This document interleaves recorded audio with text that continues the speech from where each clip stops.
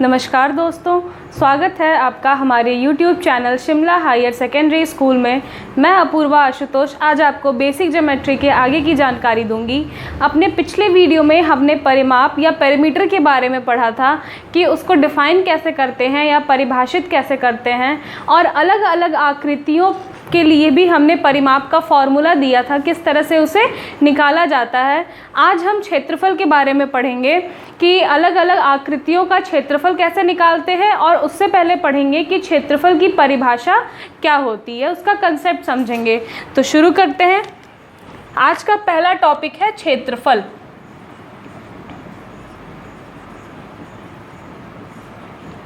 या एरिया।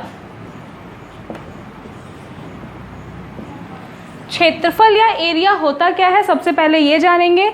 मान लेते हैं कि कोई एक हमारे पास आयताकार कोई आकृति है या एक पार्क है।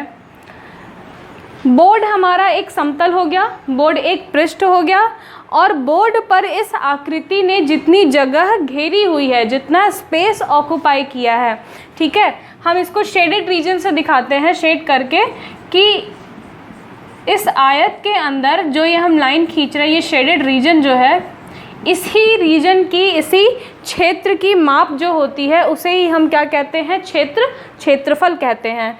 तो ये आकृति है आयताकार, इसने इस समतल बोर्ड पे जितना जगह घेरा हुआ है उसी जगह को हम क्या कहेंगे, क्षेत्रफल कहेंगे, या उसी रीजन की जो क्षेत्र है इसकी माप को ही हम क्या कहेंगे, क्षेत्रफल या एरिया कहेंगे।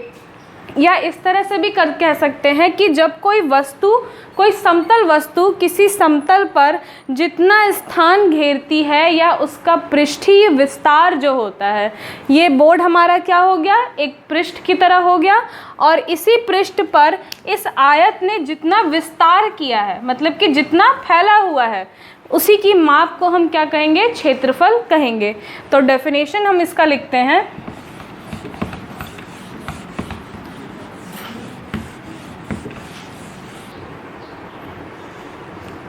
परिभाषा इसकी लिखते हैं, किसी क्षेत्र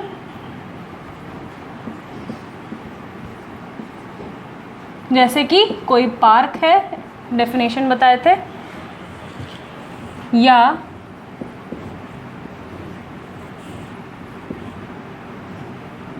पृष्ठ के, या लिख सकते हैं किसी क्षेत्र या आकृति के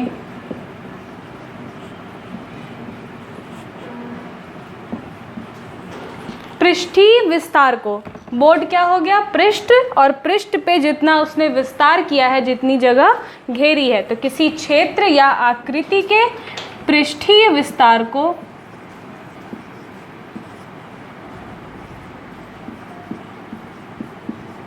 पृष्ठीय विस्तार की माप को क्षेत्रफल कहते हैं।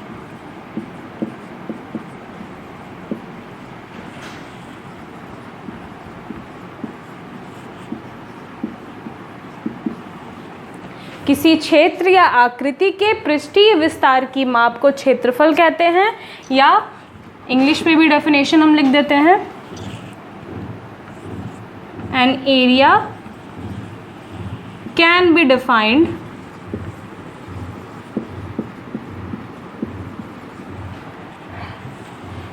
As a space. An area can be defined as a space occupied by any flat surface or surface of any object.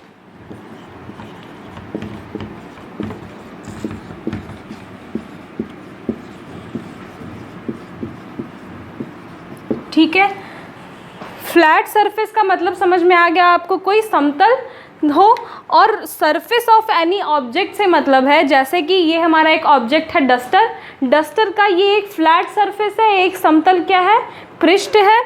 तो अगर हम इसको बोर्ड पे ऐसे रखें और इसकी आउटलाइन बना दें, इस तरह से इसकी आउटलाइन बनाएं, तो तो हमें वो क्षेत्र पता चलेगा जितना इस बोर्ड के पृष्ठ ने बोर्ड पर क्या किया है, जगह, डस्टर के पृष्ठ ने बोर्ड पर जगह घेरी हुई थी।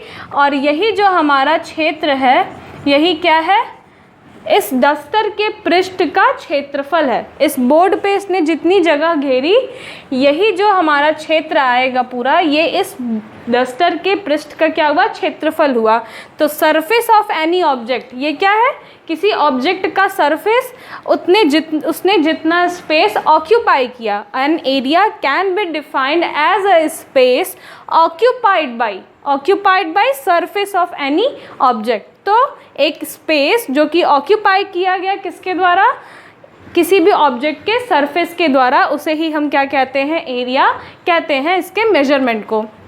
अब हम अलग अलग आकृतियों के लिए एरिया का फॉर्मूला पढ़ेंगे।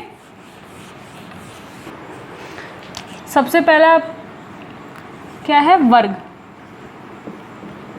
वर्ग या स्क्वायर। तो सबसे पहले हम स्क्वायर के एरिया या वर्ग के क्षेत्रफल के बारे में पढ़ेंगे। वर्ग के बारे में हम जानते हैं कि इसकी चारों भुजाएं क्या होती हैं, आपस में बराबर होती हैं। मान लेते हैं कि चारों भुजाओं की लंबाई क्या है, a। अब a मीटर है कि सेंटीमीटर है, तो हम कंसीडर कर लेते हैं, मान लेते हैं कि ये a सेंटीमीटर है, सारा क्या है, a सेंटीमीटर। ABCD वर्ग का नाम क्या है, वर्ग ABCD, स्क्वायर ABCD, जिसकी प्रत्येक भुजा क्या है, a सेंटीमीटर है। तो इसके एरिया का जो फॉर्मूला होता है, एरिया या क्षेत्रफल, ये होता है भुजा गुणे भुजा, या इसको हम लिखते हैं भुजा का स्क्वायर। कोई भी चीज़ जितनी बार गुणा होती है उतने ही उसका घात बढ़ता जाता है। जैसे कि 2 को अगर हम 3 बार गुणा करें, 2 का 3 बार अगर हम गुणा करें तो ये 2 क्यूब हो जाएगा। 5 का अगर 4 बार गुणा करें, 5 का 1 2 3 4 बार गुणा करें तो ये 5 के घाते 4 हो जाएगा। इसका मतलब होता है कि 5 का गुणा 4 बार हुआ है। अगर कहीं हमें मिल जाए 10 टू द पावर 8, तो इसका मतलब है कि 10 का गुणा 8 बार हुआ है। इसी तरह से जब भुजा गुणे भुजा, भुजा का गुणा 2 बार हुआ है, तो हम इसे भुजा स्क्वायर भी लिख सकते हैं। तो भुजा हमारी कितनी है, a है, a सेंटीमीटर, इसका स्क्वायर, तो ये क्या हो जाएगा, a square centimetre square. Centimetre square जो है ये क्या होता है, यूनिट होता है, इकाई होता है। जब भी हम क्षेत्रफल लिखेंगे तो सेंटीमीटर स्क्वायर या मीटर स्क्वायर में लिखते हैं। जैसे कि परिमाप के समय हमने बताया था कि इसका परिमाप क्या होगा, परिमाप एक बार फिर से हम बता देते हैं क्या होता है। कोई भी क्षेत्र है, कोई भी अगर हमारे पास आकृति है, तो उसकी जो आउटर बाउंड्री है, जो इसकी सीमा है, इसी सीमा की लंबाई को हम परिमाप कहते हैं। और यदि AB plus BC plus CD plus DA करें तो A plus A plus A plus A, ये क्या हो जाएगा, 4A हो जाएगा।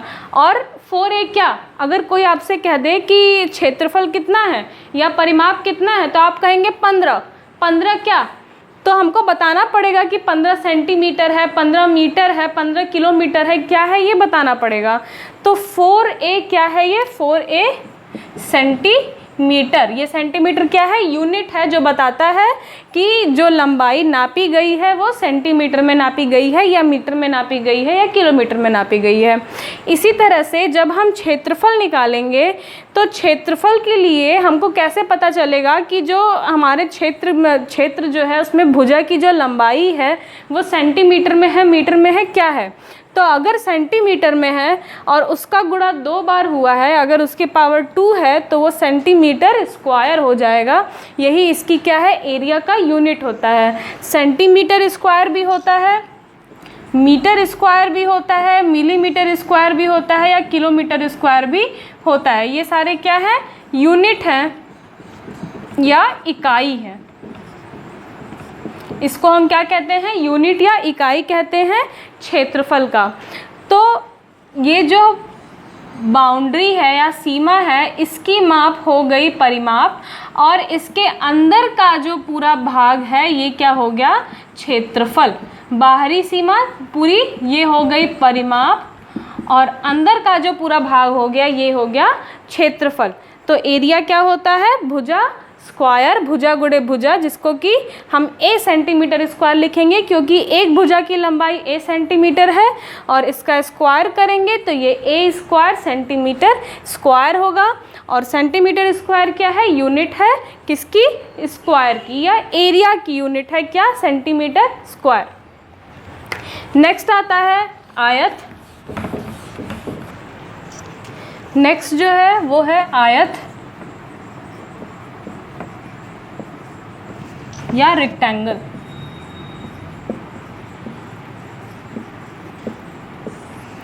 आयत के बारे में हमने आपको बताया था कि इसकी लंबाई और चौड़ाई जो है वो अलग अलग होती है। मतलब कि अगर ये ABCD एक आयत है, AB अगर लंबाई होगी, इसको हम L से डिनोट करें तो DC भी लंबाई होगी, और ये दोनों ही आपस में बराबर होंगे L। AD अगर चौड़ाई है, इसको अगर हम B से डिनोट करते हैं तो CB भी चौड़ाई होगी, इसको हम B से दिखाएंगे, ठीक है। क्षेत्रफल इसका क्या होगा, क्षेत्रफल या एरिया जो है ये होगा लंबाई और गुणे चौड़ाई, यही इसका फॉर्मूला होता है। आयत के क्षेत्रफल का फॉर्मूला क्या होता है, लंबाई गुणे चौड़ाई। एरिया को हम A से दिखाते हैं, लंबाई हो गई L, चौड़ाई हो गई B, तो यही है आयत का क्षेत्रफल। वर्ग में भी सेम यही फॉर्मूला होता है, लंबाई गुणे चौड़ाई, लेकिन वहाँ पे क्या होता है कि लंबाई और चौड़ाई दोनों आपस में बराबर होती हैं, तो लंबाई भी हो गया A और चौड़ाई भी हो जाता है A, ठीक है। तो इसका क्षेत्रफल वर्ग का क्या हो जाता है, A स्क्वायर। ये किसका है, वर्ग का है। जबकि आयत में क्या होता है, लंबाई अलग अलग होती है, लंबाई और चौड़ाई अलग अलग होती है। लंबाई होती है L और चौड़ाई होती है B, तो इसका एरिया L इंटू B हो जाता है। यूनिट सेम होती है, अगर सेंटीमीटर में है तो सेंटीमीटर स्क्वायर हो जाएगा, अगर हम चौड़ाई को सेंटीमीटर में माप रहे हैं या लंबाई चौड़ाई दोनों को सेंटीमीटर में अगर माप रहे हैं तो एरिया सेंटीमीटर स्क्वायर में हो जाएगा। मीटर में मापते हैं अगर तो मीटर स्क्वायर हो जाएगा, ठीक है। तो ये था हमारा आज का टॉपिक, वर्ग और आयत का क्षेत्रफल पढ़ा हमने। अपने अगले वीडियो में हम त्रिभुज के क्षेत्रफल के बारे में पढ़ेंगे। तब तक के लिए अगर आपको हमारा वीडियो पसंद आया हो तो हमारे वीडियो को लाइक करें, चैनल को सब्सक्राइब करें और बेल आइकन पर क्लिक करें, जिससे आपको नए वीडियोज़ की नोटिफिकेशन तुरंत मिल जाएगी। धन्यवाद।